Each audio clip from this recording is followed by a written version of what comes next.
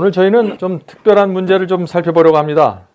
제목이 좀 흥미있죠? 권리를 포기하는 신앙입니다. 권리를. 우리가 갖고 있는 권리를 포기해야 된다 하는 말이죠. 오늘 많은 그리스도인들이 복음의 양극단에 있는 그 구덩이에 빠져 있습니다. 그 어떤 구덩이냐면요. 한쪽에는 말씀대로 살겠다고 순종하면서 살겠다고 헌신하고 좀 열심히 사는데 지나치게 까다롭고 좀 힘듭니다. 그리스도를 그래서 그 삶 속에서 드러내질 못해요. 그 원칙과 말씀에는 철저하게 순종하고 엄격하게 지키는 것 같은데 그 삶과 신앙 속에 자비와 용서와 동정이 결여되어 있어요. 근데 또 다른 쪽에 큰 구멍이 있습니다. 이 구멍은 훨씬 더 큰 구멍입니다. 오늘 많은 사람들이 이 구덩이에 빠져 있습니다. 지금 이건 무슨 구덩이냐면은 그리스도와 십자가가 가장 중요합니다. 그것이 제일 중요한 것입니다 라고 말하면서 성경의 말씀과 진리와 계명을 무시하고 살아갑니다. 이 두 구덩이가 있어요. 우리는 양극단에 있는 이 구덩이 중간 어디에 분명히 복음이 있는데 우리가 그것을 어떻게 찾을 수 있을까요? 복음의 아름다운 균형을 우리가 어디에다가 맞출 수 있을까 하는 그런 문제를 좀 살펴보려고 하는 것입니다. 우리가 오늘 살펴볼 이 말씀은 복음의 가장 바닥에 깔려있는 정신입니다. 그런데 이 문제를 우리가 고린도전서 8장과 9장과 10장에서 좀 살펴보려고 합니다. 자, 먼저 8장에 우상에게 바친 음식에 대한 이야기가 나옵니다. 우상에게 바친 음식. 이 고린도 교회는 여러 가지 이슈가 있었던 교회입니다. 어떤 이슈가 있었죠? 방언에 대한 이슈가 있었죠? 또 교회 안에서 여자가 어떤 위치에 있어야 되나 하는 그런 문제가 있었습니다. 또 머리에 수건을 써야 됩니까? 말아야 됩니까? 하는 문제가 있었습니다. 또 한 가지 이슈가 있었는데 우상에게 바쳤던 음식을 먹어야 되냐 먹지 말아야 되냐 하는 그런 문제가 있었습니다. 그래서 진리에 충성하려고 하는 사람들과 또 꼭 그렇게까지 해야 되는가 하는 그런 두 가지 사상이 또 이 고린도 교회에서 나올 수 있었던 그런 상황이다 하는 것입니다. 그 당시 사회가 우상을 섬기는 사회였기 때문에 이방인들이 기독교회로 개정하면은요 자연스럽게 나오는 문제 중에 하나가 이 우상 문제였습니다. 우상에게 바친 음식들 먹어야 됩니까? 아니면 먹으면 안 됩니까? 하는 그런 문제죠. 여러분들은 어떻게 생각하십니까? 고린도전서 8장에 우리가 살펴보면은요 이 문제를 우리가 좀 들여다볼 수 있습니다. 그 당시 어떤 교인이 있었는데 그는 우상을 섬기는 이방 종교를 다니다가 기독교로 개종한 지 얼마 안 되는 새 신자였습니다. 근데 이분이 어느 날 자기가 다니던 그 이방 교회, 이방 신전에 방문하게 되었는데 거기서 자기가 다니던 그 고린도 교회의 장로가 된지 집사가 된지 모르겠지만 그 교회를 오래 다닌 한 분이 그 신전 앞에 앉아서 우상에게 바친 음식을 먹는 모습을 본 것 같습니다. 이 장면을 보면은요. 그래서 이 새 신자가 그 장로님이 그 우상에게 바친 음식을 먹는 걸 보면서 아마 머릿속에 이런 생각을 하게 된 것 같아요. 아니 어떻게 교회 장로가 우상에게 바친 음식을 먹습니까? 그것은 원칙에서 벗어난 것이 아닙니까? 하나님을 먹는 사람이 어떻게 감히 우상에게 바친 음식에 손을 대냐 하는 그런 생각을 하게 된 것이죠. 결국 이 새 신자가 이 마음속에 이 궁금증을 어쩔 수가 없어서 이제 교회 안에다 그 문제를 내놓게 된 것입니다. 이 바울이 이 문제를 어떻게 대처했을까요? 바울은 아주 흥미있는 얘기를 합니다. 그 고린도전서 8장 4절에 이 말씀이 있죠.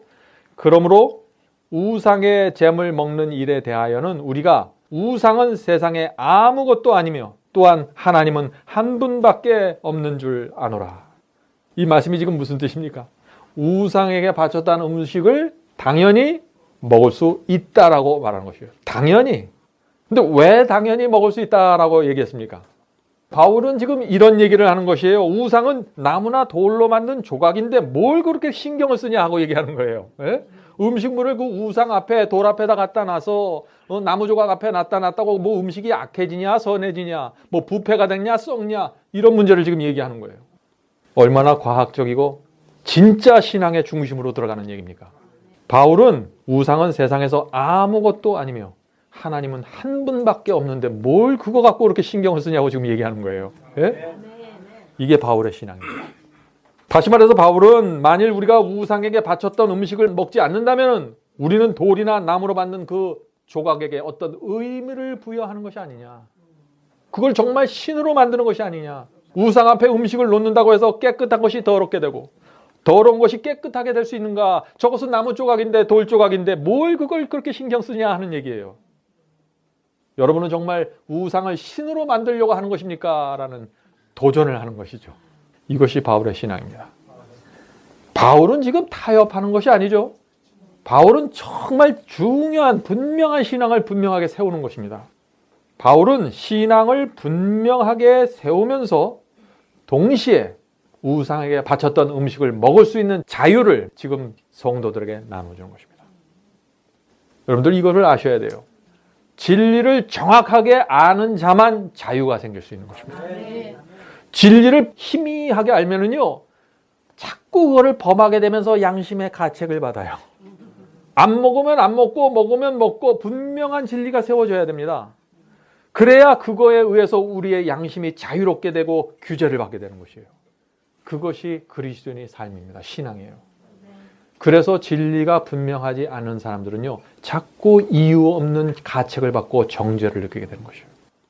고린도전서 8장 7절을 보겠습니다. 그러나 이 지식은 어떤 지식이에요? 우상은 아무것도 아니라는 그 진리의 지식이죠. 이 지식은 사람마다 가지지 못하여 어떤 이들은 이 지식을 고린도 교회 교인들 모두가 갖고 있는 것이 아니라는 얘기예요. 어떤 사람들은 지금 아직 몰라요. 이 교회에 들어왔지만 이 새 신자 같은 경우에는 들어온 지 얼마 되지 않아서 이게 정확한 진리를 지금 모르고 있는 것입니다.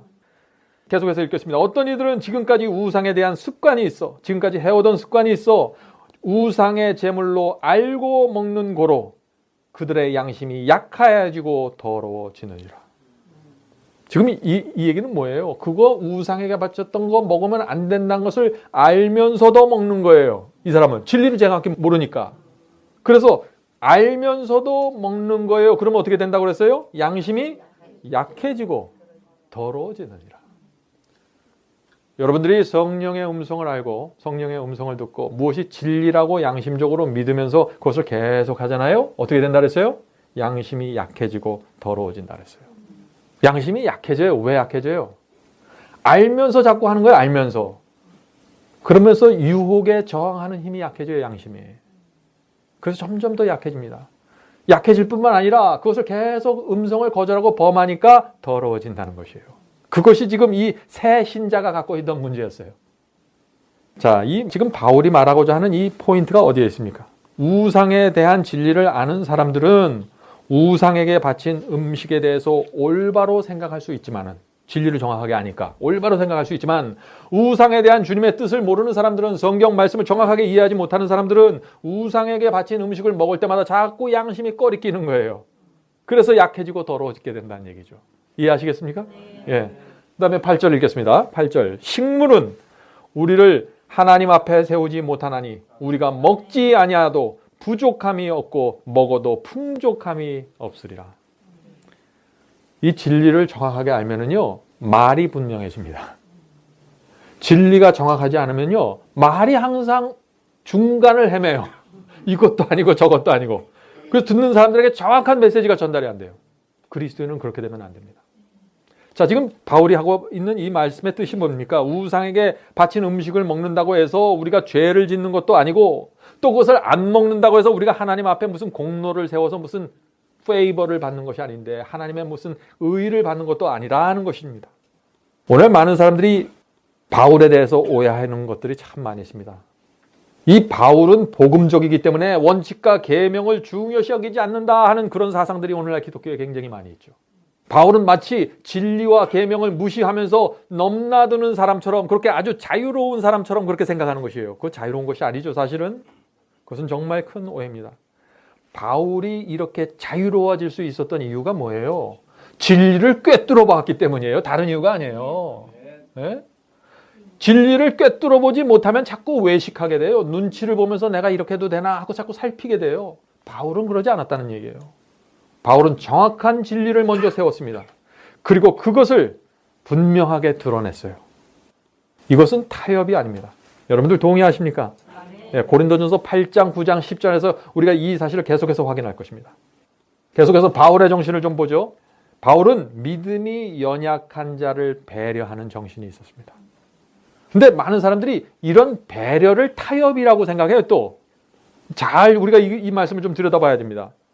자, 이 바울의 말씀을 보세요. 고린도전서 8장 9절부터 12절의 말씀을 하나씩 읽어가면서 우리가 좀 살펴보도록 하겠습니다. 그런즉 너희 자유함이 약한 자들에게, 여기서 자유함이라 그랬죠? 어떤 자유함을 말하나요? 여기서 지금 우상에게 바친 음식을 얘기하고 있습니다. 우상에게 바친 음식을 먹을 수 있는 자유를 얘기하는 거예요. 지금 너희 자유함이 약한 자들에게 거치는 것이 되지 않도록 조심하라. 거치는 것이 뭐예요? 거치는 것이 영어로 stumbling block이라고 합니다. 거치는 돌이 되는 얘기예요. 길 가다가 돌이 있어서 거기 거쳐서 넘어져 버리잖아요. 우리가 진리를 정확하게 알고 있는 사람이 자유롭게 우상에게 바친 음식을 먹을 수 있는 그런 입장에 있지만은 우리의 그런 자유가 믿음이 연약한 자에게는 거친 돌이 된다는 거예요. 우리를 보고서 넘어질 수 있다는 얘기예요. 예? 그러니까 조심하라는 얘기입니다. 계속해서 읽겠습니다. 지식이 있는 네가 우상의 집에 앉아 먹는 것을 누구든지 보면, 우상의 집이라는 건 뭐예요? 이방 신전을 얘기하는 것입니다. 진리에 대한 지식이 정확하기 때문에 우상을 무시하는 마음으로 지금 이방 신전에 앉아서 우상에게 바쳤던 음식을 지금 자유롭게 먹는 거예요. 근데 믿음이 연약한 사람이 그것을 봤어요, 지금. 그러면 문제라는 거예요. 어떤 문제가 생깁니까? 누구든지 그 약한 자들의 양심이 담력을 얻어 어찌 우상의 제물을 먹게 되지 않겠느냐. 자, 이 말씀이 무슨 뜻입니까? 쉽게 말하면 이런 뜻이에요. 지금 교회 장로가 이방 신전에 앉아서 우상에게 바친 음식을 자유롭게 먹고 있는 것이에요. 그런데 그것을 새 신자가 보았습니다. 진리를 정확하게 몰라요. 그런데 이 사람은 진리를 정확하게 모르니까 자꾸 마음에 시험을 갖는 것입니다. 그래서 양심이 담력을 얻어서 이렇게 생각하는 것이에요. 아, 저 장로가 먹으니까 나도 이제 먹을 수 있겠다라고 생각하는 것이에요. 저 장로는 진리를 정확하게 알기 때문에 먹는 것인데, 이 새 신자는 진리도 모르면서 양심의 가책을 받으면서 눈치를 보면서 우상에게 바쳤던 제물을 먹는다는 것입니다. 똑같이 먹는 거지만 다른 케이스라는 거예요. 지금 바울은. 이해가 되십니까? 이 상황이?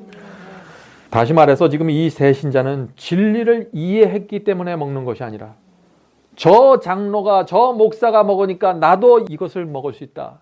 저 목사가 저렇게 못된 짓을 하니까 나도 이런 짓을 할 수 있다라고 생각하는 거예요.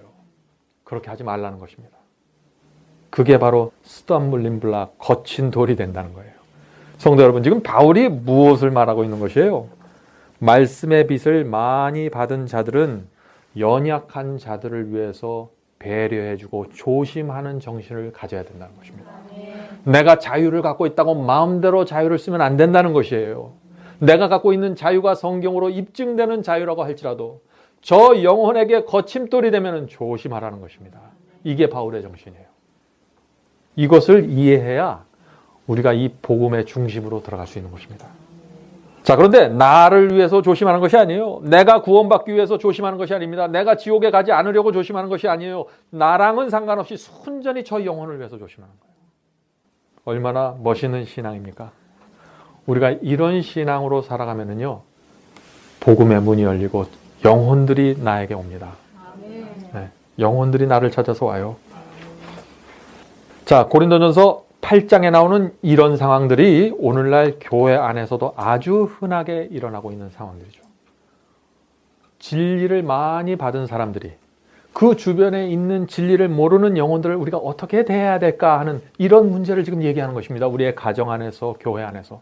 교회 다닌다고 다 똑같은 빚을 받는 것이 아니에요. 이 장로가 있고 많은 빚을 받은 자가 있고 새로 들어온 새 신자가 있는 것처럼 빚이 다 다른 것입니다.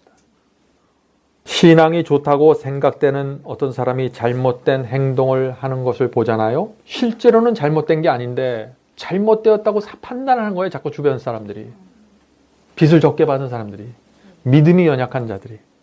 그럼 어떻게 돼요? 이 사람의 양심이 담력을 얻어서 어떻게 돼요? 저 장로님도 저것을 했으니까 내가 이런 일을 하는 것은 아무것도 아니지라고 생각하게 된다는 거예요. 지금 이 믿음이 연약한 사람이 지금 무엇을 하고 있는 것이죠? 어떤 사람에게서 죄에 대한 핑계를 자꾸 찾으려고 하는 것이에요.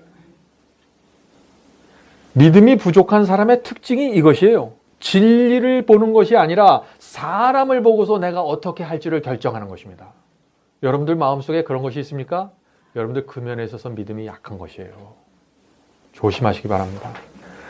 자, 그러면 이 그리스도인의 실제적인 경험이 어떻게 된가? 신앙이 성장하면 할수록 우리의 눈은요, 사람을 떠나야 되는 것이에요.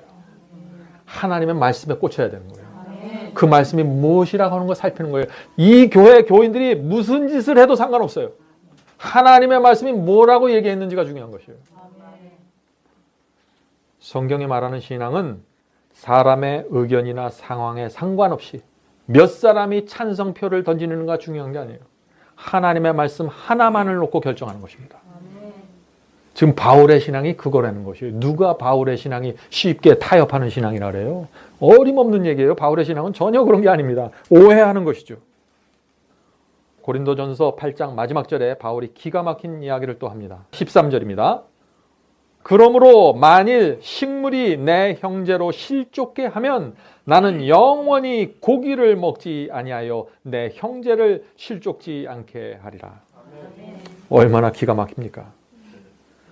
이 사람은 지금 우상에게 바친 이 고기를 먹지 않겠다고 결심하는데 누구 때문에 결심하는 거예요? 형제 때문에. 그것도 영원히. 이게 바울의 신앙이에요. 자기가 없어요. 우상에게 바친 고기 먹을 수 있는 자유가 있습니다. 권리가 있어요. 근데 권리를 내려놓겠다는 거예요. 누구를 위해서? 형제를 위해서. 사람들이 자꾸 이런 성경절 저런 성경절을 끌어다가 바울이 마치 타협하는 것처럼 제시하는데 아니에요. 이것이 오늘 우리가 나누려고 하는 권리를 포기하는 신앙입니다. 권리를 포기해야 돼요. 그런 신앙으로 들어가야 여러분의 신앙이 새로운 차원으로 올라서는 것입니다. 네?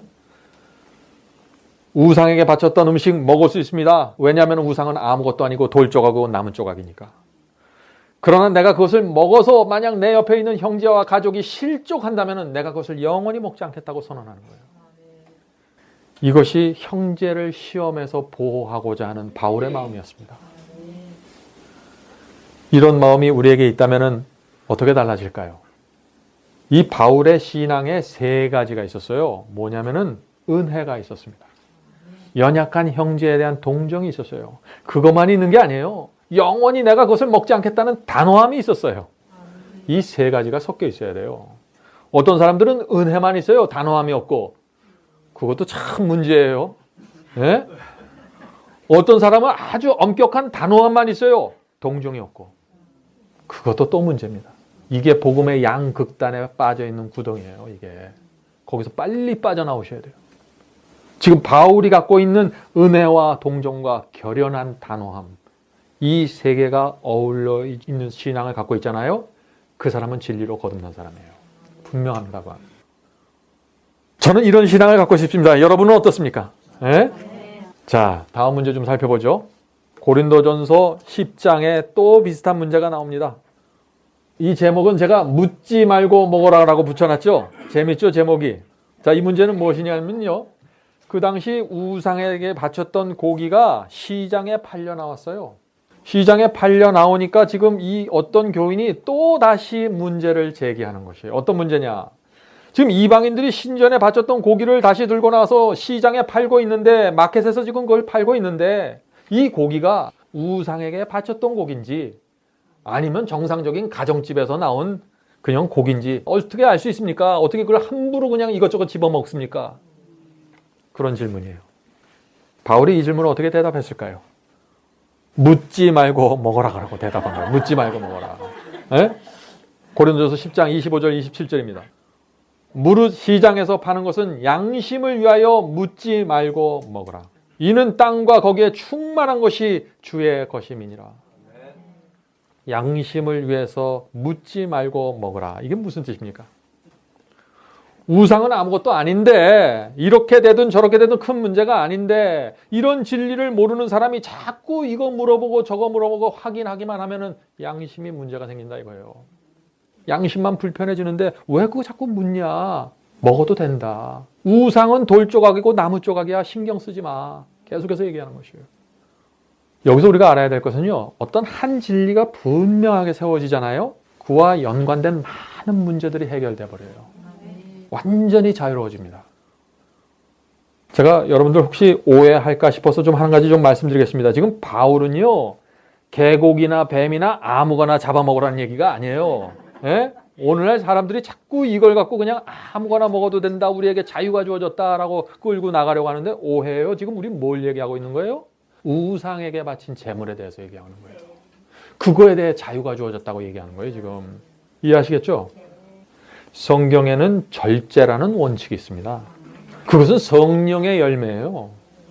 그것은 바리새인이 갖고 있던 원칙이 아니에요. 이것은 성령의 9가지 원칙 중에 있는 분명한 성령의 열매예요. 절제예요. 음식을 절제하라는 것은 하나님의 기별입니다. 예? 자, 그 다음 문제 살펴보죠. 우상에게 바친 고기를 먹지 말라는 메시지가 나와요. 참 이상하죠. 고린도전서 10장 28절에 보면은요, 바울이 좀 이상한 얘기를 하는 것처럼 보입니다. 고린도전서 10장 28절 읽겠습니다. 자, 불신자 중 누가 너에게 이것이 제물이라 말하거든. 제물이라는 것은 우상에게 바친 음식을 말하는 것입니다. 이것이 제물이라 말하거든 알게 한 자와 및 양심을 위하여 먹지 말라. 참 여기서는 이상하죠? 앞에서는 먹으라 그래 놓고 여기서는 또 먹지 말라 그래요. 앞에서는 시장에서 파는 고기는 묻지 말고 먹으라고 말했는데 여기서는 먹지 말라고 지금 얘기하고 있어요. 왜 그럴까요? 우상은 아무것도 아니잖아요. 그래서 제물을 먹을 수 있는 권리가 모든 사람들에게 주어져 있습니다. 그런데 누가 와서, 믿지 않는 불신자가 와서 자, 이 음식은 우상에게 바친 음식입니다 라고 알려주면은요, 그때는 먹지 말라는 거예요. 왜 먹지 말아요? 불신자를 위해서 먹지 말라는 거예요. 불신자를 위해서. 왜 불신자를 위해서 먹을 수 있는 권리를 내가 포기해야 됩니까? 세상 사람이 우상에게 바친 음식을 이 신전에 앉아갖고 딱 먹는 걸 보면은 아무것도 모르는 이 세상 사람들이 어떻게 생각할까요? 아니, 저 사람은 하나님을 믿는다고 해놓고 어떻게 이 우상에게 바친 음식을 저렇게 뻔뻔스럽게 먹을 수 있을까? 기독교 신앙이 저런 거야? 이렇게 오해하게 된다는 거예요. 그래서 실망하게 된다는 거예요. 그래서 그 불신자에게 복음이 들어갈 수 없게 된다는 거예요. 그럴 경우에는 먹지 말라는 것이에요. 이게 자유예요. 이게 진리입니다. 성령께서 그 상황마다, 케이스마다 하나님의 말씀을 어떻게 적용할지 가르쳐 주세요. 성령에서 주시는 지혜가 필요한 거예요. 마치 줄자를 하나 갖고 들이대면서 이거는 3cm가 넘어서 이거는 10cm가 넘어서 이렇게 살아가지 말라는 것입니다. 진리는 분명히 있어요. 그것을 타협하면 안 되는 거예요. 그러나 그 진리를 적용할 때 지혜를 갖고 적용하라는 것입니다. 오늘 이건 굉장히 중요한 이슈입니다. 여러분들 깊이 생각하면서 들으셔야 돼요. 이것은 다시 말해서 배려입니다. 배려. 나를 위해서 하는 얘기들이 아니에요. 지금 바울이 하는 모든 얘기들은 자기 자신을 위한 얘기가 하나도 없어요. 전부 다른 사람들을 위해서 배려해라, 배려해라. 이것이 바울의 사상이고 그가 가지고 있던 복음의 정신이에요. 오늘날 이게 어떻게 뒤집혔는지 아세요? 다른 사람을 위해서 지금 배려하라고 그러고 조심하라고 그러고 이렇게 하는데 지금 사람들이 이것을 다 타협으로 받아들여요. 지금 자유주의적인 복음을 받은 사람들은 아, 저렇게 해도 되는 거구나, 막 살아가도 되는 거구나, 막 범해도 되는 거구나, 이렇게 자꾸 적용한다는 것이에요. 바울의 사상을 뒤집어 버리는 것입니다. 그런 것들은. 많은 사람들이 이런 얘기를 합니다. 전도를 위해서라면, 저 영혼을 위해서라면 아무거나 해도 되고 계명이 금한 것을 해도 된다라는 생각을 갖고 있는 것이에요. 바울도 그렇게 하지 않았습니까? 라고 생각하는 것이에요. 바울은 진리를 정확하게 세우고 그 진리에 의해서 자유롭게 움직였던 것이에요. 누가 진리를 짓밟으면서 계명을 짓밟으면서 자유롭게 행하라 그랬어요? 그런 말씀이 성경에 어디 있어요? 성도 여러분, 그런 생각은 바울의 생각이 아닙니다. 목적을 위해서라면 방법은 어떠하든지 상관없다. 그런 생각은 바울의 생각이 아니에요. 바울은 결코 방종과 무원칙을 말하지 않았습니다. 자, 바울의 신앙에는 두 가지가 분명하게 세워져 있습니다. 두 가지입니다. 첫째 뭐예요? 진리를 정확하게 이해하는 지식이 세워져야 돼요. 여러분들 바울처럼 살길 원하세요? 진리를 꿰뚫어 보셔야 돼요. 그러지 않고선 자유가 나오지 않습니다. 두 번째, 진리를 기반으로 영혼에 대한 깊은 배려입니다. 그냥 내가 인간적으로 감정적으로 배려해 주는 게 아니에요. 진리가 세워진 그 위에서 내가 배려해 주는 거예요. 자, 제가 말씀드리는 것은요, 내가 가지고 있는 자유와 권리를 포기하라는 것이지 진리를 포기하라고 얘기하는 것이 아니에요. 그렇죠? 정확하게 들으셔야 됩니다. 진리를 포기하는 권리를 가진 인간은 이 세상에 하나도 없어요. 누가 진리를 포기할 수 있는 권리가 있어요? 누가 내 마음대로 진리를 이렇게 버리고 저렇게 버리면서 내가 인간적인 동정을 하고 사랑을 베풀어요? 바울은 그런 사람이 아니었어요. 자, 31절 보겠습니다. 31절. 바울의 정신은 이것입니다. 연약한 형제의 그 영적인 상태를 고려해서 내가 갖고 있는 자유와 권리를 포기할 때가 있다는 사실을 지금 말씀드리는 것입니다. 이해하십니까? 예. 자, 고린도전서 10장 31절 결론이 이렇게 돼 있어요. 그래서 그런즉 너희가 먹든지 마시든지 무엇을 하든지 다 하나님의 영광을 위하여 하라. 이 말씀이 유명한 말씀이죠. 이 말씀이 이런 사상 속에서 나오는 말씀입니다. 하나님의 영광을 위해서 내가 갖고 있는 자유와 권리를 내려놓으라는 거예요. 그것이 바울의 복음이에요. 왜 내가 갖고 있는 것을 포기해야 됩니까? 하나님의 영광을 드러내기 위해서, 그리스도의 성품을 나타내기 위해서 이런 것들을 포기하고 내 권리를 내려놓을 때가 있다는 것을 지금 말씀드리는 것입니다. 자, 그 다음 문제 보겠습니다. 자, 권리를 포기하는 신앙을 대해서 우리가 지금 배웁니다. 그런데 고린도전서 9장에 이 권리를 포기하는 신앙의 아주 극치가 나옵니다. 자, 이 고린도전서 9장에는요, 아주 특별한 장면이 나옵니다. 우리가 아는 것처럼 바울은 그리스도의 12제자 중에 한 분이 아니셨죠? 예, 그래서 이 바울은요, 양쪽에서 공격을 받았어요. 유대인들에게서 공격을 받았고, 이방인들에게서 공격을 받았어요. 유대인들에게서 받은 공격은 뭐냐? 아니, 왜 바울은 그 유대인의 율법과 유대인의 규례와 할례를 자꾸 무시하냐 하는 공격을 받았어요. 자, 그런데 공격이 거기서 끝이는 게 아니라 또 이방인들의 전도하라고 하잖아요. 또 이방인들이 공격을 해요. 이방인들 또 무슨 공격을 하냐? 아, 저 사람은 12제자가 아닌데 왜 이렇게 돌아다녀? 성경책 들고. 이렇게 되는 거예요.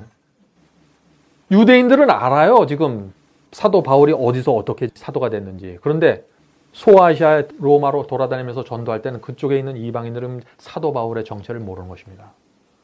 그래서 저 사람이 누구지? 12제자 아니잖아. 이런 수군거림이 항상 바울의 뒤를 쫓아다니게 되는 것입니다. 고린도 교회에서 이런 문제가 있었던 거예요. 이방인의 교회죠. 바울이 세운 교회입니다. 고린도 교회는. 그 교회를 진리로 인도하고 교훈하기 위해서 모든 것을 다 바쳤어요. 그런데 이 고린도 교회에 있는 어떤 사람들이 지금 바울의 사도 자격에 대해서 공격하는 것입니다. 그것이 고린도전서 9장에 나오는 장면이다 하는 것입니다. 공격의 포인트는 이것이에요. 예수님의 제자들은 예루살렘 총회로부터 내려왔으므로 저 사람들은 11금도 받을 자격이 있고 헌금을 받을 자격이 있는데 바울은 도대체 무슨 자격이야? 그런 얘기를 하는 거예요. 우리가 왜 바울에게 헌금을 내야 돼? 그리스도의 공식 제자도 아닌데 그냥 혼자서 보따리 싸들고 다니면서 선교하는 사람 아니야? 이렇게 얘기하는 거예요. 기가 막힌 공격이죠. 바울이 이런 공격에 대해서 어떻게 답변했을까요? 고린도전서 9장 1절부터 좀 살펴보도록 하겠습니다. 내가 자유자가 아니냐? 사도가 아니냐? 예수 우리 주를 보지 못했느냐? 내가 주님도 눈으로 보았고 사도로 받았고 내가 진리에 대해서 자유롭게 말씀을 전하고 있지 않냐?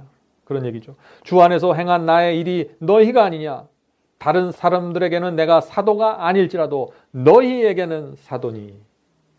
이런 말을 하는 바울의 심정이 어떨지 모르겠습니다. 나는 예수님을 직접 만났던 사람입니다. 내가 드린 봉사로 이 고린도 교회가 세워지지 않았습니까? 다른 사람들은 나를 사도로 인정하지 않을지라도 여러분들은 나를 사도로 인정해야 됩니다. 그러면서 이제부터 이 바울이 자기가 무엇을 포기하면서 살아왔는지를 이제 설명합니다. 고린도전서 9장 4절부터 12절까지입니다. 먼저 4절 읽겠습니다. 우리가, 여기서 우리가라 그랬어요. 바울 혼자가 아닙니다. 우리입니다. 여기서 우리는 바울과 바나바를 얘기하는 거예요. 바울과 바나바를 우리가 먹고 마시는 권리가 없겠느냐. 자, 이 말씀이 무슨 뜻이에요? 우리도 먹고 마실 수 있는 권리가 있다는 얘기죠. 무슨 권리예요? 우리도 고린도 교회로부터 지원을 받아서 먹고 살 수 있는 권리가 있다는 거예요. 예? 그런데 그 권리를 내가 포기하면서 살아왔다는 것입니다. 다시 말해서 교회에서 주는 재정 지원을 받을 수 있는 권리가 있지만 그것을 내려놓고 지금까지 살아왔다는 거예요. 자, 5절 읽겠습니다. 우리가 다른 사도들과 주의 형제들과 게바, 베드로죠. 베드로와 같이 자매된 아내를 데리고 다닐 권리가 없겠느냐? 무슨 말이죠? 지금 다른 사도들과 베드로, 게바는 지금 아내를, 부인을 데리고 지금 선교 여행을 다닌다는 거예요. 근데 나는 그것도 하지 않지 않냐? 부인을 데리고 다닐 수 권리까지 다 내려놓지 않았냐? 참 이렇게 분명하게 나와 있는데 천주교에서는요, 베드로를 첫 번째 교황이라고 그러잖아요. 첫 번째 교황은 결혼한 적이 없다고 주장을 해요. 천주교에서. 첫 번째 교황이 결혼하지 않았기 때문에 신부와 사제들도 결혼하지 말아야 된다고 주장하는 교회가 천주교예요. 근데 여기 보면 어떻게 해요? 부인을 데리고 돌아다녔어요. 무슨 얘기를 하는 거예요, 지금? 네, 6절 보겠습니다. 어찌 나와 바나바만 일하지 아니할 권리가 없겠느냐? 나와 바나바도 일하지 않고 복음에만 전념할 수 있는 권리가 갖고 있는 게 아니냐. 지금 그 얘기예요. 왜 우리만 생계를 위해서 이렇게 힘들게 일하면서 전도해야 되니? 그 얘기를 하는 거예요, 지금. 왜 그런데 이렇게 지원을 받지 않았을까요? 왜냐면은 고린도 교회에서 말들이 많았기 때문에 그런 거예요. 내가 이것을 달라고 하면은 교회에서 문제가 생기니까, 복음의 전파에 문제가 생기니까 내가 다 권리를 내려놓고 살았다는 거예요. 지금 그 얘기를 하는 거예요. 내가 자격이 없어서 내가 요구하지 않은 게 아니야. 그 얘기를 하는 것입니다. 사탄이 재정을 틈타서 공격할까 봐 그것을 내려놨던 것입니다. 이것이 바울의 정신이에요. 이게. 자, 7절 보겠습니다. 누가 자비량하고 병정을 다니겠느냐? 지금 예를 드는 거예요. 어떤 군인이 자기 돈을 주면서 지금 전쟁에 나서 군인 노릇을 하겠니? 또 얘기합니다. 누가 포도를 심고 그 실과를 먹지 않겠느냐? 포도를 나무를 심었으면 그 실과를 따먹을 자격이 있는 게 아니냐? 포도원은 뭐예요? 하나님의 교회를 얘기하는 것입니다. 바울은 하나님의 포도원인 이 고린도 교회를 가꾼 사도였습니다. 그러니까 내가 이 포도를 심었으니까, 가꿨으니까 따먹을 자격이 있다. 그런데 내가 헌금과 재정 지원을 권리가 없다고? 라고 묻는 거예요, 지금 교회를 향해서. 너희들이 안 줘서 안 받는 게 아니라 내가 포기했기 때문에 안 받는 거야. 그 얘기를 계속 하는 거예요, 지금 바울이. 자, 계속 읽겠습니다. 누가 양떼를 기르고 그 양떼의 젖을 먹지 않겠느냐? 교회는 양무리가 있는 곳이죠. 내가 양을 길렀으니까 그 양들에게서 선교 지원을 받는 것은 당연하다. 권리가 있다는 얘기입니다. 나는 권리가 있는 사람이다. 계속 자신의 권리를 주장하고 있습니다. 8절 보겠습니다. 내가 사람의 예대로 이것을 말하느냐? 율법도 이것을 말하지 아니하느냐? 사람의 예법대로 말해도 내가 이렇게 죽을 고생을 하고 이랬으면 내가 보상을 받아야 돼 하는 얘기예요. 그런데 성경 말씀도 나에게 권리가 있다고 말하지 않니? 그렇게 얘기하는 것입니다. 9절입니다.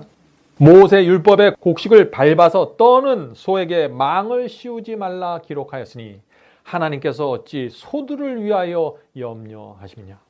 지금 모세 율법에 뭐라고 돼 있어요? 곡식을 이렇게 밟아서 알곡을 골라내는 그런 일들을 하는 소는 입마개를, 망을 씌우지 말라고 했어요. 입마개를 씌우지 말라고 했어요. 왜요? 소가 그렇게 힘들게 일했으니까 먹을 자격이 있다는 거 아니에요. 근데 바울은 그거를 소를 위해서 한 게 아니라 이 알곡들, 영혼들의 알곡들을 골라내고 키우고 양육시키는 사도들을 위해서 주신 말씀이 아니냐, 그게. 예? 그러니까 나는 권리가 있다는 거예요. 소도 먹는데 왜 내가 못 먹니 하는 얘기예요, 지금.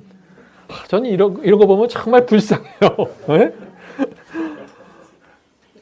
지금 바울이 이렇게 얘기하는 이유는 뭐 내 권리가 있습니다라고 주장하는 것과 동시에 이 사람들이 진리가 뭔지 정확하게 가르쳐 주는 거예요, 지금. 정확하게. 그래야지 이 자기의 권리가 정확하게 인정이 돼야 자기가 하는 이 말이 사도의 권위로 또 인정을 받는 것입니다. 이거 굉장히 중요한 이슈예요, 바울 자신에게는. 자, 그러면서 이제 이 12절에 가서 드디어 바울이 하고 싶은 얘기를 합니다. 이게 결론이에요. 12절입니다. 다른 이들도 너에게 이런 권리를 가졌거든 하물며 우리일까 보냐. 지금 다른 12제자들도 다 권리를 주장하고 권리들을 이행하고 있지 않니? 그런데 우리는 왜 안 돼? 무슨 얘기냐? 실제로 바울이 다른 어떤 사도들보다 가장 많은 교회를 세웠잖아요. 성경에 가장 많은 부분을 사도 바울이 썼잖아요. 충분하게 자격이 있는 거예요. 권리가 있는 거예요. 지금 권리라는 표현 나오죠? 이런 권리를 가졌거든 하고 얘기하잖아요. 계속해서 읽겠습니다. 그러나 우리가 이 권리를 쓰지 아니하고, 예? 바울은요, 오랜 세월 동안 권리를 주장하지 않았습니다. 고린도 교회에서 지금 이 얘기를 할 때는요, 굉장한 긴 세월이 지나갔을 때예요. 이 고린도 전서를 썼을 때는 사도로 부르심을 받은 지 수십 년이 지났을 때예요. 그 수십 년 동안 재정에 대한 권리를 전혀 주장하지 않았다는 거예요, 지금. 권리를 완전히 포기하고 살았다는 거예요. 이게 사도 바울의 정신이에요, 이게. 이런 정신이 없이 함부로 바울의 정신을 논하면 크게 오해하게 되는 거예요. 자, 계속해서 읽겠습니다. 우리가 이 권리를 쓰지 아니하고 범사에 참는 것은 그리스도의 복음에 아무 장애가 없게 하려 함이로다. 수십 년 동안 재정에 대한 권리, 수십 년 동안 헌금을 받을 수 있었는데 안 받았던 그 자신의 결심, 이 이유가 전부 어디에 있다는 거예요? 복음에, 그리스도의 복음에 장애가 생기지 않게 하기 위해서. 이것이 바울의 정신입니다. 바울은 자신을 희생해서 복음을 보호해 왔던 것이에요. 이 철없는 고린도 교회 교인들이 이걸 모르고 그냥 생각나는 대로 얘기하는 거예요. 생각나는 대로. 바울은 희생의 사도입니다. 우리는 바울의 이런 모습을 보면서 포기를 배워야 되는 것이에요. 포기. 내가 가지고 있는 권리를 포기하는 것이에요. 내가 할 수 없는 것을 포기라고 하면 그건 권리를 포기하는 게 아니죠. 그건 하지 못하는 거지, 그냥. 권리를 포기하는 것이에요. 가정에서 남편에게 권리를 갖고 있잖아요. 그 권리를 포기해야 돼요, 어떤 때는. 남편의 영혼을 위해서. 아내에게 권리가 있습니다, 여러분들이. 뭐 하라, 하지 말라 말할 권리가 있어요. 근데 그 권리를 포기해야 돼요, 어떤 때는. 아내의 그 연약한 영혼을 위해서, 우리의 가족들을 위해서, 우리 교우들을 위해서. 여러분의 권리를 주장하기 시작하잖아요. 여러분 복음에서 벗어나게 됩니다, 결국에는. 권리를 포기하는 신앙이 뭔지 이해하셔야 돼요. 자, 권리를 포기해야 되는 세 가지 경우가 있습니다. 지금까지 우리가 바울의 말씀을 통해서 그리스도인이 권리를 포기해야 하는 경우들을 살펴봤는데, 바울이 어떤 경우에 권리를 포기해야 된다고 했습니까? 우리가 이제 복습입니다. 첫 번째, 형제를 실족해 하는 거침돌이 되지 않기 위해서 우리가 권리를 포기해야 된다는 것입니다. 우상에게 바친 음식을 먹을 수 있는 권리가 있어도 믿음이 연약한 형제가 보고 있으면 그 권리를 포기해야 된다는 것이에요. 두 번째, 하나님께 영광을 돌리기 위해서 권리를 포기해야 된다는 것이에요. 네? 그리스도인은요, 내가 권리를 가지고 자유를 가졌다고 무조건 다 할 수 있는 게 아니에요. 그리스도를 위해서 포기해야 돼요. 내 잘못이 아니고 전체가 저 사람 잘못이지만은 내가 따질 수 있는 권리를 포기해버려야 돼요. 그게 그리스도인이에요. 왜? 왜 내가 그 따질 수 있는 권리를 포기해요? 하나님의 영광을 드러내기 위해서. 그리스도의 성품을 드러내기 위해서. 세 번째, 복음의 장애가 생기지 않기 위해서 나의 권리를 포기할 때가 있습니다. 바울은 지금 복음에 문제가 생기는 것을 막기 위해서 수십 년 동안 교회로부터 재정 지원을 받지 않았다는 거죠. 정말 이런 그리스도인이 있을까요? 있어요. 사도 바울이에요. 네? 바울이 그래서 위대한 그리스도인입니다. 우리는 바울을 보면서 살아야 돼요. 우리는 그리스도를 보면서 살아야 되고 바울의 이런 모습을 보면서 살아야 돼요. 라오디게아 교회는 이런 사람들이 많지 않습니다. 뜨뜻 미지근한 사람들이 가득 넘쳐 있어요. 여러분들 라오디게아 교회 교인들을 보면서 살면은요, 반드시 타협하고 그 수준에 맞춰버립니다. 바울이 갖고 있는 사상을 보세요. 그래야 여러분들이 타협하지 않게 됩니다. 자, 이 권리를 포기하는 신앙, 이것은 지금까지 우리가 누가 포기하는 걸 배웠어요? 바울이 포기하는 걸 배웠어요, 우리가. 이제는 우리가 포기하는 법을 좀 배우자 이거예요. 우리가 포기하는 거. 우리가 좀 실제적인 제가 케이스를 놓고 예를 들어서 좀 설명해 드리도록 하겠습니다. 이것은 제가 오래전에 한 그리스도인에게 질문을 받은 거예요. 실제로 질문을 받았는데 참 선교를 하다 보니까 참 여러 가지 질문을 받습니다. 좀 예민한 질문인데 그분이 저에게 이제 이메일로 이런 질문을 했어요. 우리 교회 부자 장로님이 계신데 그분이 다른 교인들보다 좋은 차를 타고 다닙니다. 그리스도인이 그래도 됩니까? 하고 공격하는 거예요. 예민한 질문이죠. 이런 교인들이 있을 수 있어요. 근데 이런 질문에 대해서 우리가 사도 바울의 정신을 통해서 이런 질문에 대답을 한다면 어떤 대답을 해야 될까? 이렇게 대답할 수 있다고 저는 생각합니다. 물론입니다. 부자 그리스도인은 자유가 있습니다. 좋은 탈을 타고 다닐 수 있는 권리가 있고 자유가 있습니다. 그런데 여러분은 기억해야 됩니다. 어떤 사람은 기아 모닝차를 타고 다녀도 사치가 될 수 있고, 그런데 어떤 사람은 벤츠를 타고 다녀도 겸손이 될 수 있는 것입니다. 판단의 기준은 내가 돼서는 안 됩니다. 지금 제가 뭘 얘기하는 거예요? 바울의 정신으로 지금 이 사람의 질문에 대답하는 거예요. 지금 제가 바울이라면 이렇게 대답했을 거라고 제가 얘기하는 거죠. 판단의 기준은 내가 되면 안 됩니다. 열심히 일해서 재물을 모은 사람은 좋은 차를 타고 다닐 수 있는 권리가 있습니다. 그러나 만약 믿음이 연약한 형제가 그 문제 때문에 계속해서 문제를 삼고 시험을 받는다면 조심하는 것도 고려해 봐야 됩니다. 바울이 이렇게 얘기하지 않았겠어요? 이것이 바울의 정신입니다. 바울은 개인의 자유를 완전히 인정하지만은 항상 믿음이 연약한 자들을 배려해 주었습니다. 그런데 바울이라면은요, 그 말만 하고 끝날 것 같지 않아요. 이 지금 믿음이 연약한 자를 또 가르쳐야 돼요. 항상 누가 연약하다고 그 사람의 기저귀만 갈아줄 수는 없는 거예요. 그 사람을 키우고 가르치고 양육하는 것도 동시에 주어져야 되는 거예요. 그래서 바울은 아마 이렇게 얘기했을 것이에요.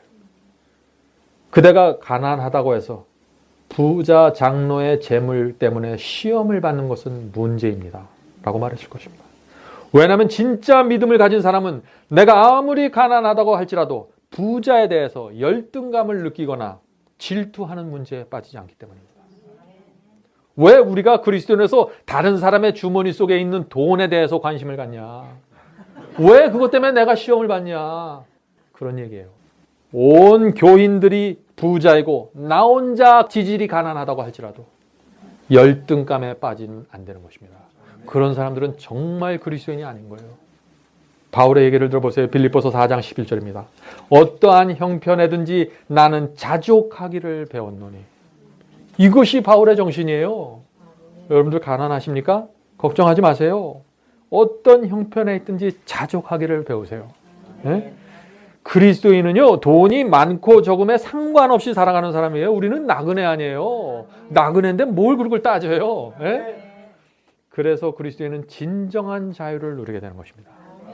이 바울의 정신이 없으면은요, 하물며 그 종이 조각인 돈에 의해서도 끌려다니게 돼요. 얼마나 비참합니까? 그렇게 되면 안 된다는 것이죠. 자, 한 가지 더 예를 들어보겠습니다. 몇 년 전에 어떤 사람이 저에게 또 이런 질문을 보냈습니다. 이것도 실제로 있었던 질문이에요. 제가 읽겠습니다. 나는 정말 하나님을 사랑하는 사람입니다. 그런데 저는 교회에서 전기 기타와 드럼을 사용해서 아주 조용하고 아름답게 찬양하고 싶습니다. 하나님께 정말 그런 모습으로 예배드리고 싶습니다. 너무 시끄럽지 않게 말이죠. 조용하게 드럼과 기타를 연주하려고 하는데 그렇게 예배드리면 괜찮지 않나요? 라는 질문입니다. 아마 제가 이 전자 기타나 드럼 같이 이런 거를 사용해서 음악하는 것은 좋지 않습니다 라는 것을 그렇게 믿는 사람이라는 걸 알았기 때문에 이런 질문을 한 것 같아요. 이 질문도 오늘날 기독교에서는 굉장히 예민한 질문입니다. 만약 바울의 사상을 근거로 이런 질문에 대답한다면 또 어떤 대답을 내놓아야 될까요? 권리를 포기하는 신앙으로 말이죠. 이런 대답을 준비할 수 있다고 생각합니다. 물론 형제는 아름답고 영적인 음악으로 예배 드릴 수 있는 권리와 자유가 있습니다. 그러나 형제는 전기 기타와 드럼을 사용하는 그 권리를 포기하는 것이 좋습니다. 왜냐하면 하나님을 사랑하고 지식이 많은 장로나 지도자가 전기 기타나 드럼을 사용하면은 믿음이 없는 연약한 자가 시험을 받기 때문에 그렇습니다. 믿음이 없는 연약한 자의 양심이 담대해져서 교회 안으로 세상 음악과 록 음악을 시끄럽게 들여올 수 있기 때문에 그대는 조심해야 됩니다. 교회의 세속화와 타락은 항상 그런 식으로 시작됐고 이루어져 왔습니다. 이게 바울의 정신 아닐까요? 내가 하고 싶다고 해서 모든 것을 할 수 있는 것이 아닙니다. 내가 저것을 했을 때 믿음이 연약한 자가 그것을 어떻게 받아들이고 소화할지까지 생각해 주는 것이 바울의 정신이에요. 성도 여러분, 교회에서 어떤 음악을 사용할 것인가는 매우 중요한 문제입니다. 요즘 기독교에서 자꾸 음악을 세상 음악으로 바꾸고 악기를 자꾸 바꾸려고 하는데 그 이유가 무엇일까요 도대체? 왜 다들 그렇게 할까요? 어떤 분들은 청년들을 교회에 붙잡아 놓아야 되니까 그들이 좋아하는 음악과 그들이 좋아하는 악기와 분위기를 만들어줘야 합니다라는 얘기들을 하죠. 정말 그럴까요? 교회에서 세상 음악을 사용하기 시작하면요, 아주 분명하게 나타나는 문제가 하나가 있습니다. 그 문제가 뭔지 아세요? 영혼을 하나님께 굴복시키는 복음과 진리가 사라지게 됩니다. 사람이 진리가 무엇인가 따지지 않게 돼요. 전부 교회 가면은 오늘은 음악이 어떨까? 오늘은 어떤 분위기가 연출될까? 오늘은 누가 어떻게 연주할까? 오늘은 어떻게 내 가슴이 뜨거워질까? 이거기 때문에 자꾸 초점을 맞추게 돼요. 아주 빠르게 진리가 사라져 버립니다. 진리에 대한 관심이 사라지는 것이죠. 그렇게 되면 어떻게 될까요? 그런 악기와 음악을 통해서 많은 청년들을 끌어모으고 교회 안에 남아있게 만들었다고 할지라도 어떻게 돼요? 결과가 없는 거예요. 구원을 잃어버리게 되는 것입니다. 제가 미국에서 어떤 한 청년을 만났는데 그 청년이 요즘 기독교회를 휩쓸고 있는 이런 음악과 찬양에 대해서 이렇게 얘기하는 것을 제가 들었습니다. 그 청년이 이렇게 말했어요. 솔직히 말해서 저는 신앙이 별로 없지만 요즘 기독교회에서 하는 음악과 예배는 의미가 없다고 생각합니다. 왜냐하면 교회가 아무리 세상 음악을 흉내낸다고 해도 진짜 세상 음악과는 차이가 있거든요. 청년들은 음악과 엔터테인먼트에 아주 익숙해 있는 사람들인데 그들을 붙잡으려면 진짜 세상 음악 그 이상의 뭔가를 보여줘야 되는데 교회는 그렇게 못하잖아요. 교회가 아무리 재미있게 해줘도 세상처럼 재미있게 해줄 수는 없다는 얘기예요. 그런데 뭘 자꾸 세상과 경쟁하냐 그 얘기를 하는 것입니다. 성도 여러분, 교회라는 것은요 사람을 붙잡아 놓는 장소가 아니에요. 교회는 영혼을 진리에 굴복시켜서 하늘로 데려가기 위해서 존재하는 것입니다.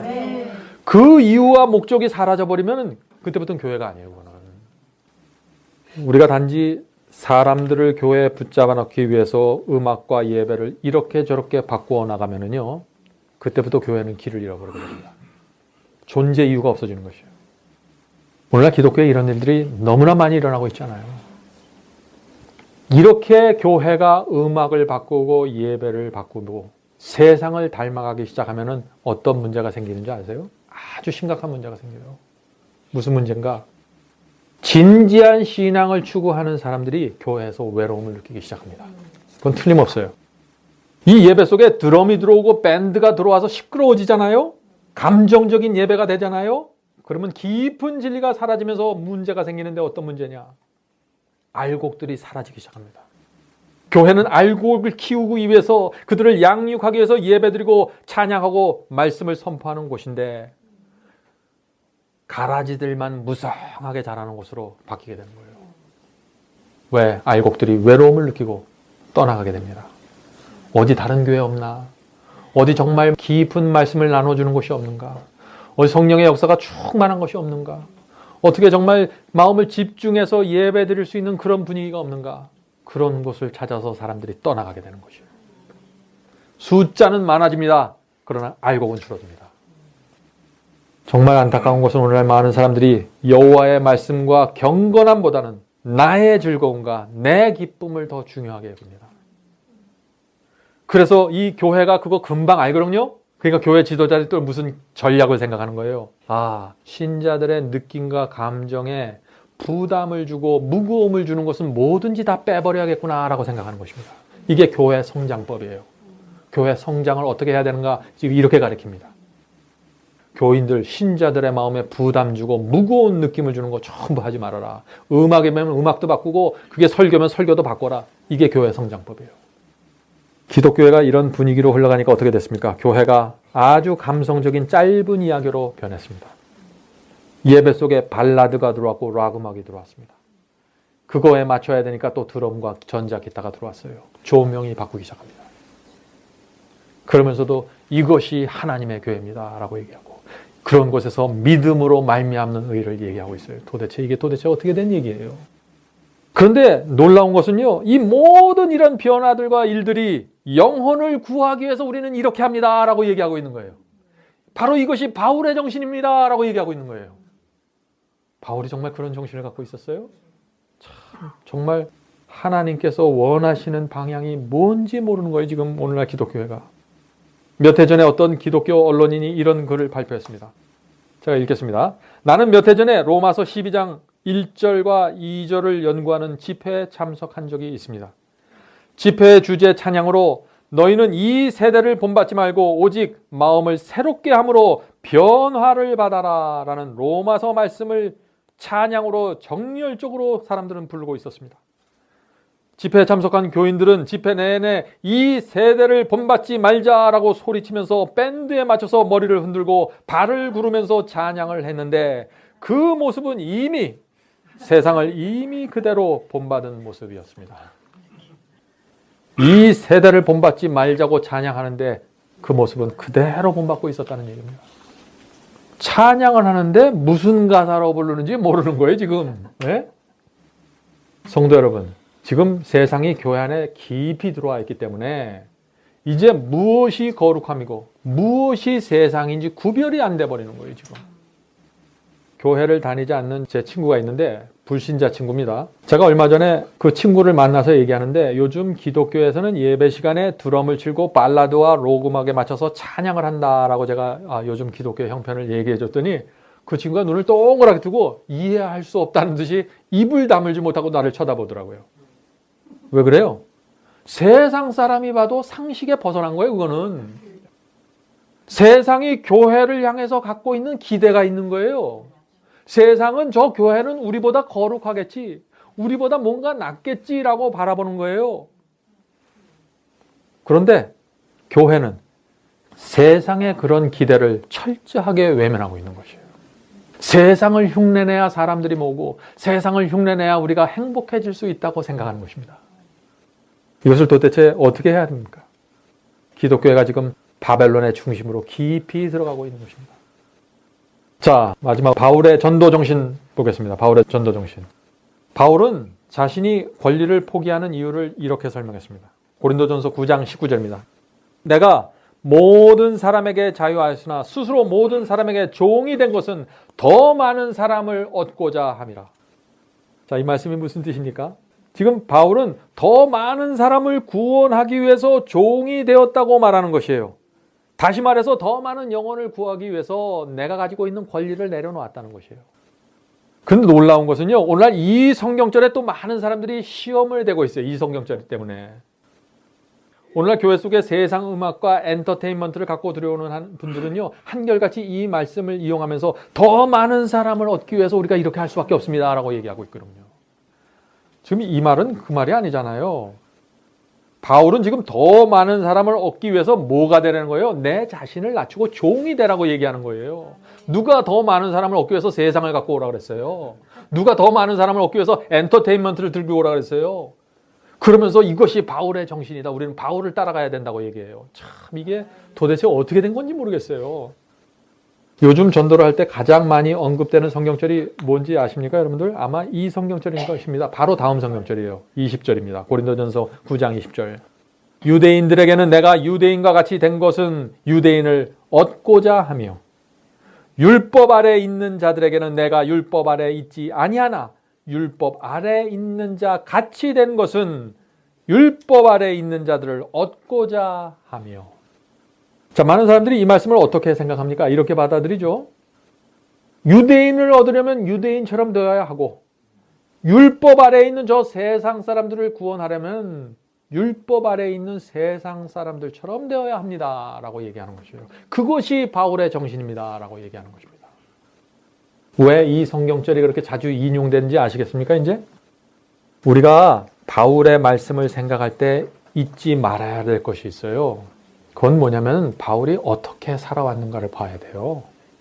그분의 간증이 무엇인가를 봐야 돼요. 그냥 바울의 입에 나오선 문자만 갖고 그거를 끌어다가 이리 붙이고 저리 붙이면 큰 문제가 생겨버려요.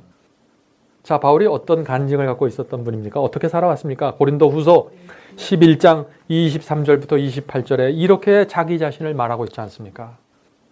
내가 수고를 넘치도록 하고 옥에 갇히기도 더 많이 하고 매도 수없이 맞고 여러 번 죽을 뻔하였으니 유대인들에게 40에 하나 감한 매를 5번 맞았으며 3번 태장으로 맞고 1번 돌로 맞고 3번 파선하는데 일주야를 기품에서 지냈으며 여러 번 여행에 강의 위험과 강도의 위험과 동족의 위험과 이방인의 위험과 시내의 위험과 광야의 위험과 바다의 위험과 거짓 형제 중의 위험을 당하고 도무지 안 당한 위험이 없어요. 다 당해본 거예요 이게. 또 수고하며 애쓰고 여러 번 자지 못하고 줄이며 목마르고 여러 번 굶고 춥고 헐벗었노라. 그런데 이런 고난을 얘기하면서 바울은 그 다음에 교회에 대한 자신의 마음을 이렇게 얘기합니다. 이외의 일은 고사하고 오히려 날마다 내 속에 짓눌리는 일이 있으니 곧 모든 교회를 위하여 염려하는 것이라. 이것이 바울의 전도 정신입니다.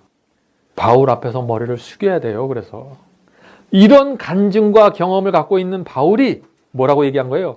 내가 율법 아래 있지 아니하나 율법 아래 있는 자같이 된 것은 율법 아래 있는 자들을 얻고자 하며 라고 말했던 것이에요. 지금 이런 사람이 이런 얘기를 한 거예요. 이 말씀을요 아무 생각 없이 적용해서 전도하기 위해서는 율법 아래 있는 세상 사람처럼 되어야 합니다 라고 말하는 것은 이거는 도무지 말이 안 되고 굉장히 위험한 말입니다. 단순히 전도하기 위해서 세상 사람들 표준에 맞추어 주어야 한다 하는 그런 생각으로 전도하면은요, 그 사람 자신이 심각한 문제에 빠지게 됩니다. 저는 그런 경우를 여러 번 봤습니다. 물론 우리가 영혼을 구하는 일에 지혜가 필요하죠. 또 하나님의 말씀과 계명에 정면으로 충돌하지 않는 문제라면은 그 영혼의 형편을 배려하고 맞추어 주는 것도 필요합니다. 또 쓸데없이 전도하려는 사람의 편견과 자존심을 건드리면 안 돼요. 자, 그런데 우리가 지금 바울이 말한 그 영혼을 구하기 위해서 율법 아래에 있는 자같이 되어야 한다고 했는데 바울이 이 말씀을 그러면 우리가 어떻게 이해하고 받아들여야 될까요? 예수님이 그렇게 하셨어요. 예수님이 세리와 창기를 불쌍히 여기셨잖아요. 그들의 형편에 맞춰서 눈을 맞추어 주고 이 세상에서 버림받은 그들을 위로하고 도와주었지 않습니까? 바울이 이 말씀을 하기 전에 종으로 되라 그래서 종으로. 종이 되어서 세상 사람들을 섬기라는 것이에요. 세상 사람들의 속으로 들어가서 그들과 함께 먹고 마시고 놀라는 얘기가 아니에요. 이 얘기가. 종이 되어서 그들을 섬겨라. 예수님처럼. 예수님이 세리와 창기들을 돌봐줬던 것처럼. 얼마나 분명합니까? 오늘날 율법 아래 있는 자들을 구원한다고 하면서 그들과 함께 마시고 놀다가 자신이 세 속에 물두고 영향을 받아서 신앙을 잃어버리는 사람들이 얼마나 많은지 모르겠어요. 그런 것은 바울의 의도와는 상관없는 것이죠. 우리는 율법 아래 있는 자들에게 복음을 전하기 위해서 최선을 다해야 됩니다. 그렇죠? 그런데 영향력이 어디로 가느냐가 문제예요. 복음을 가진 영향력이 나로부터 그 영혼에게 전달되는지 아니면 율법 아래 있는 그 사람의 영향력이 나에게 전달되는지 정확해야 된다는 얘기입니다.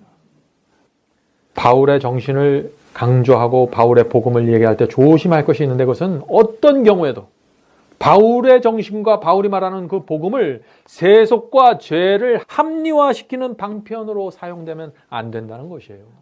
바울은 그런 사람이 아니었기 때문에. 그럼에도 불구하고 그와 반대되는 이 바울의 정신을 왜곡하는 가르침과 설교들이 얼마나 오늘날 기독교에 많이 있는지 모르겠습니다. 우리가요, 다른 영혼들을 도와줄 때, 율법 아래에 있는 세상 사람들을 도와줄 때 하나님의 분명한 진리와 계명을 범하면서까지 믿음이 연약한 자의 형편 가운데 내려가면 안 되는 것이에요. 그건 바울의 말씀이 아니에요. 네? 말씀 안에 서 있으면서 그들을 붙들어주고 도와주는 종으로서 그들을 섬기라는 얘기입니다. 나는 말씀 안에 분명히 있어야 돼요. 나는 분명한 거룩한 환경 속에 있어야 돼요. 내 환경은 분명해야 됩니다. 영향력은 가야 돼요. 전달이 돼야 돼요. 여러분은 어떤 그리스도인이 되길 원합니까? 부부와 가족 사이에 문제가 있습니까? 교우 사이에 문제가 있나요? 이번 기회에 권리를 포기하는 신앙이 뭔지 살펴보시기 바랍니다. 권리를 포기하잖아요? 많은 문제가 해결이 돼버려요. 내가 가진 권리를 포기하면. 성도 여러분, 그리스도인은 분명한 표준을 가지고 살아야 됩니다. 그러나 우리가 동시에 이해해야 될 것은 내가 지키고자 하는 이 표준을 포기해야 될 때도 있다는 사실을 우리가 인정해야 돼요. 제가 진리를 포기하라는 것이 아닙니다. 계명을 포기하라는 것이 아니에요. 어떤 표준, 내가 내 나름대로 정한 표준을 얘기하는 것입니다. 언제 어떤 상황에서 포기해야 되고 어떤 경우는 반드시 지켜야 하는지 성령께서 가르쳐 주실 거예요. 이것이 분명해지려면 진리가 무엇인지 꿰뚫어 봐야 돼요. 바울처럼 말이죠. 그래야지 진리 안에서 자유롭게 되는 것이에요. 먹을 때와 먹지 말아야 될 때, 해야 될 때와 하지 말아야 될 때가 분명해지는 것입니다. 우리의 심령이 그리스도의 피로 젖어 있다면 성령께서 이 길이 정론이 이 길로 가라는 지혜를 주실 때 그것을 따라가게 될 것입니다. 하나님께서 우리에게 두 가지 신앙을 주시길 제가 간절히 바랍니다. 하나는 견고한 신앙입니다. 하나는 자비로운 신앙입니다. 이 두 가지 신앙이 우리 마음속에 깊이 자리 잡게 되기를 제가 간절히 바라면서 말씀 마치겠습니다. 하늘에 계신 저희들의 아버지, 저희가 오랫동안 주님을 믿고 복음을 이해했다고 했지만은 사도 바울의 정신을 놓치고 살았던 적이 얼마나 많은지 모르겠습니다. 주님, 저에게 바울의 경험을 주시옵소서. 바울이 무엇을 믿었고 어떻게 복음을 생각했는지 저희가 이해할 수 있도록 도와주시옵소서. 주님, 이 세상이 너무나 세속적이고 죄가 범람하기 때문에 바울의 정신과 복음을 이해하기 어려운 때가 정말 많이 있습니다. 주님, 성령으로 저희를 지켜주시고 저희 속에 진리가 세워질 수 있도록 도와주시옵소서. 저희가 진리 안에서 자유로워지는 경험이 무엇인지 이해할 수 있도록 도와주시옵소서. 진리가 저희를 붙잡고 인도하고 나갈 때 저희가 그것을 따라가는 것이 무엇인지 배울 수 있도록 도와주시옵소서. 하나님의 영께서 이 교회 늘 함께하여 주시고 이곳에 모인 성도들의 심령 속에 함께하여 주셔서 하나님의 의가 이루어질 수 있도록 도와주시옵소서. 예수님의 이름으로 간절하게 기도드립니다.